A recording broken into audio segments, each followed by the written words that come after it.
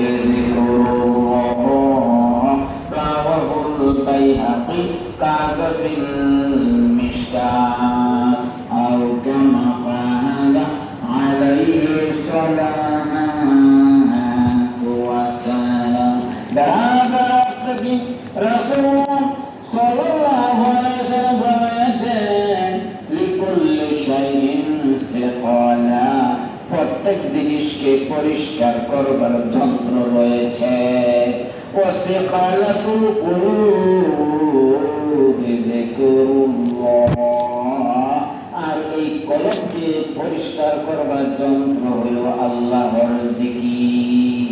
কারণ এই কলব ইহসানের হালত থাকার কেন্দ্র যে কলব, এই কলবকে যদি সাত আসমানের পর্দা থেকে পরিষ্কার করতে চাই, এই ইহসানের হালত থাকার জায়গাটাকে যদি সাত জমিনের পর্দা থেকে পরিষ্কার করতে চাই, আর অস্পর্শী লৌহ কলম বেহেদুজন নারী বাড়ি গাড়ি সহ সকল গায়রুল্লাহ সকল মাখলুকের পর্দা থেকে যদি এই ইহসানের হালত থাকার জায়গাটাকে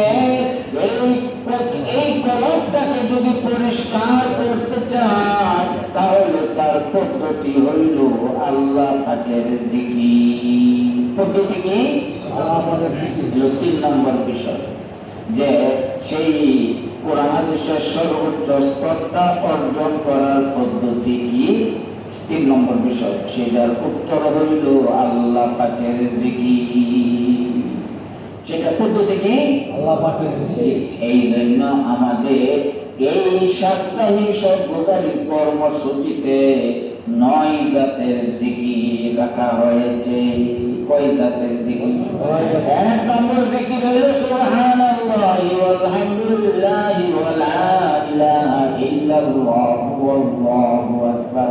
2 নম্বর জিকির হইল সুবহানাল্লাহি ওয়া বিহামদিহি। 3 নম্বর জিকির হইল সুবহানাল্লাহি ওয়া বিহামদিহি আস্তাগফিরুল্লাহ ওয়া আতুবু ইলাইহি। 4 নম্বর জিকির হইল সুবহানাল্লাহি ওয়া বিহামদিহি সুবহানাল্লাহিল আযীম। 5 নম্বর জিকির হইল সুবহানা রাব্বিয়াল আযীম। 6 নম্বর জিকির হইল সুবহানা রাব্বিয়াল আ'লা। 7 নম্বর জিকির হইল লা ইলাহা ইল্লা আনতা সুবহানাকা ইন্নী কুনতু মিনাল যালিমিন। 8 নম্বর জিকির হইল ইস্তিগফার, আস্তাগফিরুল্লাহাল্লাযী লা ইলাহা ইল্লা হুয়াল হাইয়ুল কাইয়্যুম ওয়া আতুবু ইলাইহি। 9 নম্বর জিকির সর্বশেষ জিকির কর্মসূচি, সর্বশেষ জিকির 9 নম্বর জিকির হইল দুরূদ শরীফ। বেরাদরা এই 9টা জিকির, এই 9টা জিকিরের কর্মসূচি প্রতি সাপ্তাহিক শব্দদারিতে রাখা হয়েছে। তাইলে প্রথম থেকে আস্তে আস্তে এই জিকির আসবে। এই জন্য জিকির করানো হয়, সাপ্তাহিক শব্দদারিতে জিকির করানো হয়। তো বেরাদরা আপনাদেরকে যে জিকির আসরের পর পড়াচ্ছি, যেন আমি আর পড়াইব না, আমি খালি 2-4 বার কইরা একটা নমুনা দেই। হ্যাঁ, প্রথম হইল সুবহানাল্লাহ ওয়ালহামদুলিল্লাহ ওয়া লা ইলাহা ইল্লাল্লাহ। সুবহানাল্লাহ ওয়ালহামদুলিল্লাহ ওয়া লা ইলাহা ইল্লাল্লাহ। লা ইলাহা ইল্লাল্লাহ লা ইলাহা ইল্লাল্লাহ। সুবহানাল্লাহ ওয়ালহামদুলিল্লাহ ওয়া লা ইলাহা ইল্লাল্লাহ ওয়াল্লাহু আকবার। এই প্রথম জিকির সুবহানাল্লাহি ওয়ালহামদুলিল্লাহি ওয়া লা ইলাহা ইল্লাল্লাহ ওয়াল্লাহু আকবার। দুই নম্বর জিকির হইল সুবহানাল্লাহি ওয়া বিহামদিহি সুবহানাল্লাহি ওয়া বিহামদিহি সুবহানাল্লাহি ওয়া বিহামদিহি সুবহানাল্লাহি ওয়া বিহামদিহি সুবহানাল্লাহি ওয়া বিহামদিহি সুবহানাল্লাহি ওয়া বিহামদিহি। আর তিন নম্বর জিকির হলো সুবহানাল্লাহি ওয়া বিহামদিহি আস্তাগফিরুল্লাহ ওয়া আতুবু ইলাইহি সুবহানাল্লাহি ওয়া বিহামদিহি আস্তাগফিরুল্লাহ ওয়া আতুবু ইলাইহি সুবহানাল্লাহি ওয়া বিহামদিহি আস্তাগফিরুল্লাহ ওয়া আতুবু ইলাইহি। চার নম্বর জিকির হইল সুবহানাল্লাহি ওয়া বিহামদিহি সুবহানাল্লাহিল আযীম সুবহানাল্লাহি ওয়া বিহামদিহি সুবহানাল্লাহিল আযীম সুবহানাল্লাহি ওয়া বিহামদিহি সুবহানাল্লাহিল আযীম।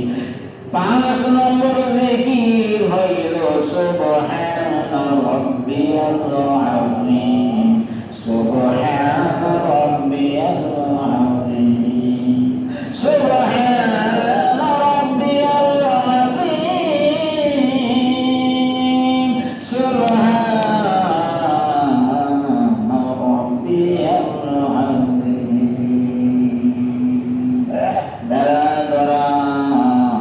ছয় নাম্বার জিকির হইল সুবহানা রাব্বিয়াল আ'লা সুবহানা রাব্বিয়াল আ'লা সুবহানা রাব্বিয়াল আ'লা সুবহানা রাব্বিয়াল আ'লা সুবহানা রাব্বিয়াল আ'লা সুবহানা রাব্বিয়াল আ'লা সুবহানা রাব্বিয়াল আ'লা সুবহানা রাব্বিয়াল আ'লা সুবহানা রাব্বিয়াল আ'লা সুবহানা রাব্বিয়াল আ'লা সুবহানা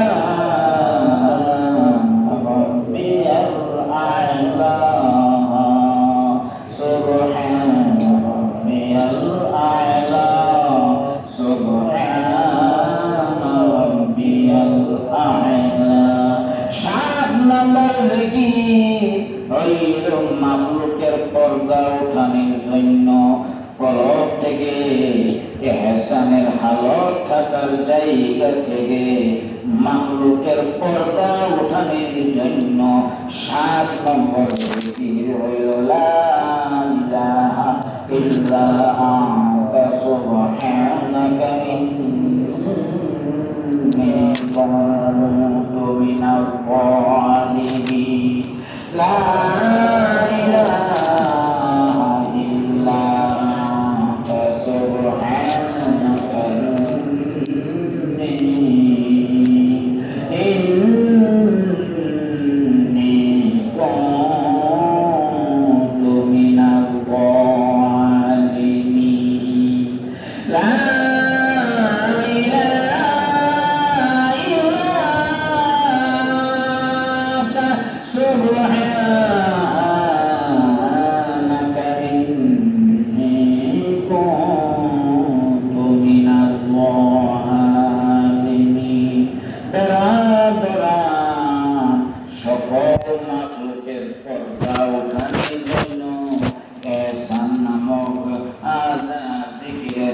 হলক থাকার কেন্দ্র থেকে, এই ইহসানের কেন্দ্র থেকে, এই কলব থেকে সকল মাখলুকের সাফ পর্দা উঠানোর জন্য, সকল মাখলুকের সম্পর্ক তাআল্লুক উঠানোর জন্য ৮ নম্বর জিকির হইল ইস্তিগফার।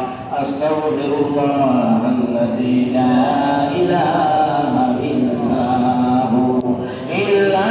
হুয়াল হাইয়ুল কাইয়্যুম ওয়া আতুবু ইলাইহি। আস্তাগফিরুল্লাহাল্লাযী লা ইলাহা ইল্লা হুয়াল হাইয়ুল কাইয়্যুম আল হাইয়ুল কাইয়্যুম ওয়া আতুবু ইলাইহি। আস্তাগফিরুল্লাহাল্লাযী লা ইলাহা ইল্লা হুয়াল হাইয়ুল কাইয়্যুম ওয়া আতুবু ইলাইহি।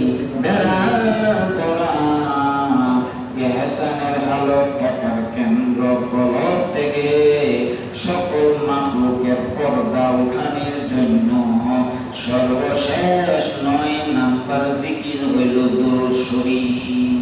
পৃথিবীতে সবচেয়ে ছোট দুরূদ হইল সাল্লাল্লাহু আলাইহি ওয়াসাল্লাম, সাল্লাল্লাহু আলাইহি ওয়াসাল্লাম, সাল্লাল্লাহু আলাইহি ওয়াসাল্লাম, সাল্লাল্লাহু আলাইহি ওয়াসাল্লাম, সাল্লাল্লাহু আলাইহি ওয়াসাল্লাম, সাল্লাল্লাহু আলাইহি ওয়াসাল্লাম, সাল্লাল্লাহু আলাইহি ওয়াসাল্লাম, সাল্লাল্লাহু আলাইহি ওয়াসাল্লাম, সাল্লাল্লাহু আলাইহি ওয়াসাল্লাম, সাল্লাল্লাহু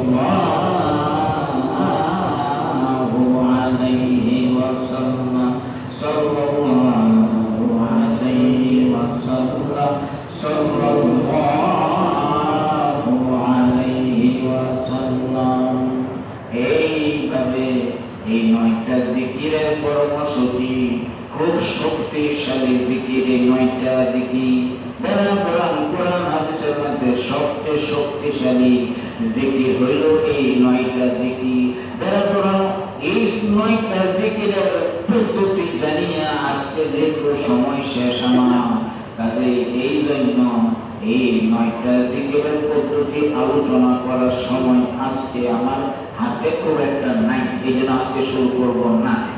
ইনশাআল্লাহ যদি এভাবে প্রত্যেক মাসে মাসে আপনারা আসতে থাকেন, আল্লাহ পাক যদি আমাকে আনাইতে থাকেন, অসুখ বিসুখ আছে এখানে আর একটু বেশি না বাড়াইয়া এই লেভেলে যদি আল্লাহ পাক অসুখটাকে রাখেন, রাখিয়া যদি আমাকে এখানে আসার তৌফিক দেন, তাহলে আমিও আপনাদেরকে আস্তে আস্তে এই ৯টা জিকির আদায় করার পদ্ধতি কি সেটা বলবো ইনশাআল্লাহ।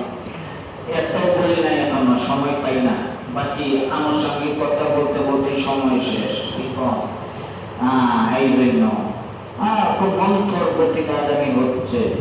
তো বেড়া ধরা হাই হাই দুনিয়া সব কিছু বুঝলাম, খানকা চিনলাম না, খানকার কর্মসূচির গুরুত্ব চিনলাম না। আরে খানকার যে কর্মসূচি, সেই কর্মসূচি কি জন্য সেটা চিনলাম না, সেই কর্মসূচির দলিল কি সেটাও জানলাম না। আর এই ৯টা দিকের দলিল কি এটাও শিখলাম না। আমার তো সময়ই কুলাইতে পারতেছি না, কি কি বলবো, সময় কই। বেড়া করান কবরের ডাক আসতেছে, বেড়া করান দুনিয়া ছেড়ে চলে যাওয়ার সময় ঘনিয়ে আসতেছে। বেশি দিন এখানে থাকা যাবে না, আর মাঝে গান গাইলা থাকবো না, আর বেশি দিন তোদের মাঝারে কম। তো বেড়া করান দুনিয়াতে আর বেশি দিন থাকার সময় নাই। ৩য় মহাযুদ্ধ শুরু হইতেছে। বেড়া করান ৩য় বিশ্বযুদ্ধ শুরু হয়ে গেলে পৃথিবীর মানুষের ৩ ভাগের 2 ভাগে মারা যায় অ্যাটম বোমার কারণে। আমেরিকা ৯০০ অ্যাটম বোমা সব করে এই মধ্যপ্রাচ্যে ছাড়বে, একটাও বাকি রাখবে না। বেড়া করা কঠিন কোটি মানুষ মারা যাবে এই 900 বোমার কারণে। রাশিয়া 50টা আরো বেশি বানায় রাখছে, আমেরিকার চেয়ে 50টা বেশি বানায় রাখছে। আমেরিকা 900, রাশিয়া হলো 950, সের রূপে শ্বাসের বইছে। তো বেড়ান এই রাশিয়া 950 এটম বোমা একটাও সারার বাকি রাখবে না। ও বেড়ান চীনের কাছে যে 400 এটম বোমা একটাও বাকি রাখবে না। উত্তর কোরিয়া 70টার উপরে এটম বোমা বানায় রাখছে, বেড়ান একটাও সারার বাকি রাখবে না।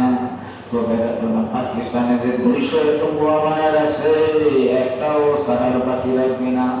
ইন্ডিয়াতে 250 এটম বোমা বানায় রাখছে, বেড়ান একটাও সারার বাকি রাখবে না। আমেরিকা কয়েকশো এটম বোমা দেওয়া রাখছে ইসরায়েলে, ওইগুলি সারার বাকি রাখবে না।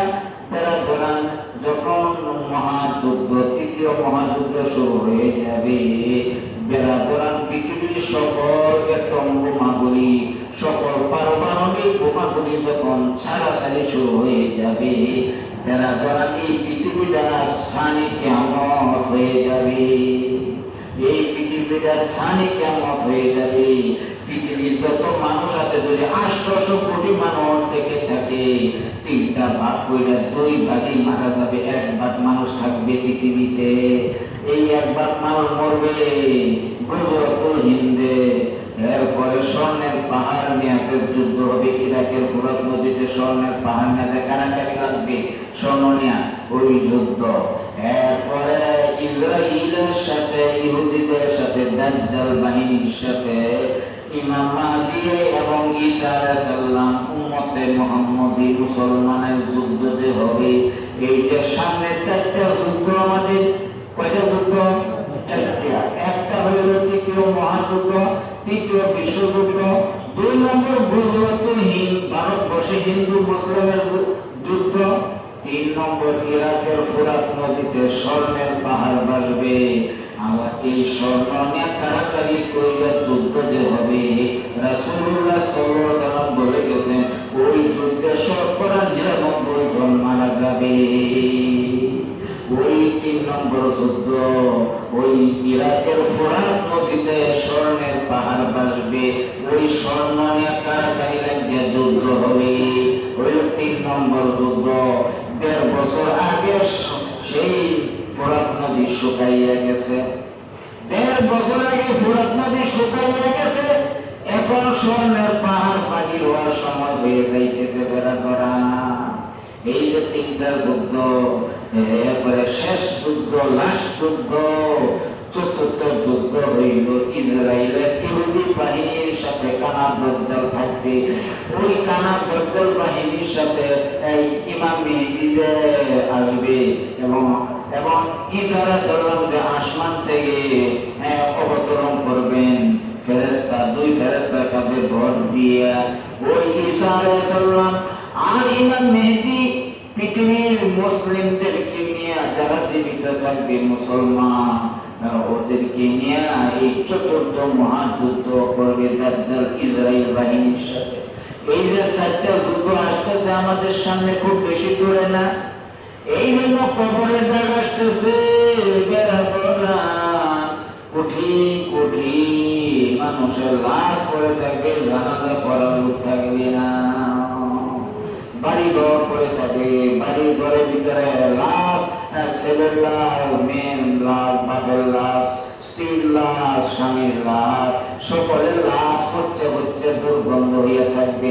বাড়ি ঘর দখল করার জন্য কোন সন্ত্রাসী আসবে না, কারণ যে সন্ত্রাসী আসতো সেও লাশ হয়ে রয়েছে তার বাড়িতে। জানাজা করার জন্য কেউ আসবে না, কেন?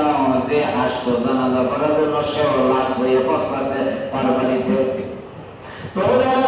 এই যে আসতেছে অবস্থা, নিশ্চিন্তে বসে আছো, চিন্তা কেন নাই?